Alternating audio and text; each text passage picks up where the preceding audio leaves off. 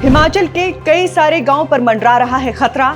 नहीं जागी सरकार तो होगा समेट जैसा हाल। जल विद्युत परियोजना से एक और गांव हुआ तबाह, धंस गई जमीन, 200 परिवारों को है खतरा।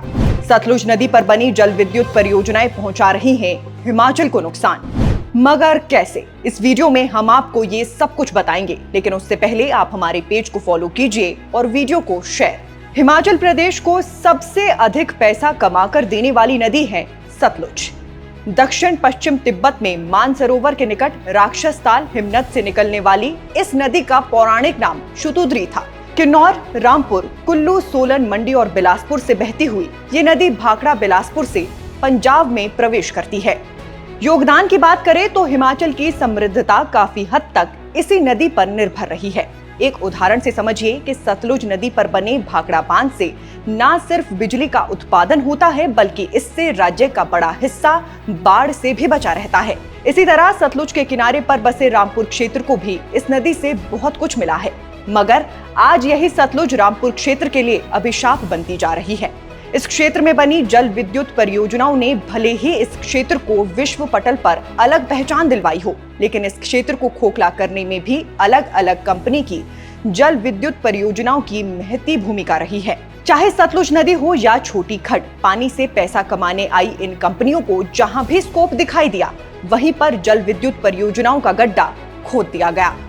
स्थानीय लोग विरोध दर्ज करवाते रहे, लेकिन उनकी एक ना सुनी गई और आज आलम ये हो गया है कि रामपुर क्षेत्र के कई सारे गांव और इलाके इन जल विद्युत परियोजनाओं के कारण खतरे की जद में आ गए हैं। समेज गांव, जिसका नामो निशान मिट चुका है, उसी घाटी से सटे कूट पंचायत की आपको खबर बताते हैं। पिछले 10 सालों से कूट पंचायत के सुरु गांव के लोग अपने गांव में लगे प्रोजेक्ट को हटाने की मांग कर रहे हैं। गांव वासियों का 10 साल पहले से कहना था कि ये प्रोजेक्ट एक दिन हमारे गांव को तबाह कर देगा। सरकार और परियोजना मालिकों की मिलीभगत के कारण ये प्रोजेक्ट बंद नहीं हुआ और देखिए इसका अंजाम।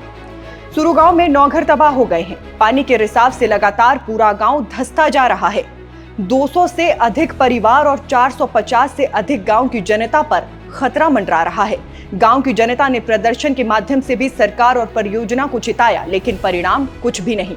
यहाँ भी सरकार और प्रशासन को शायद किसी अनहोनी का इंतजार है। इसके अलावा आप आज के ही समाचार पत्र में छपी इस हेडलाइन को देखिए। प्रदेश सरकार ने नापथा झाकड़ी विद्युत परियोजना लगने से प्रभावित हुए 141 परिवारों को 1 महीने के भीतर 5 बीघा भूमि का मालिकाना हक देने के निर्देश जारी किए हैं। झाकड़ी परियोजना क्षेत्र में 480 परिवार प्रभावित हुए हैं। इनमें से 141 परिवार भूमिहीन और 67 परिवार घर विहीन घोषित किए गए हैं। लगभग 20 सालों से 141 परिवार भूमिहीन हैं, लेकिन आज तक उनकी कोई सुनवाई नहीं।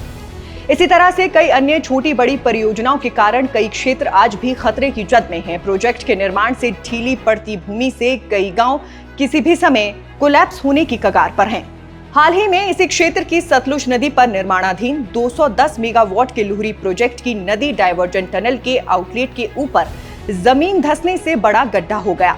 डायवर्जन टनल के आउटलेट पर जमीन धंसने से भारी मलबा आ गया था और टनल बंद हो गई, जिसके बाद से टनल के ऊपर बसे देहरा पंचायत के आनस, जानस और बेबिल गांव के लोग दहशत में थे। हालांकि इस संबंध में परियोजना प्रमुख से बात हुई है और विशेषज्ञों से निरीक्षण करवाने की मांग की गई। बहरहाल रामपुर इलाके में लगी अमूमन सभी परियोजनाओं के किस्से कुछ ऐसे ही मिलते जुलते हैं।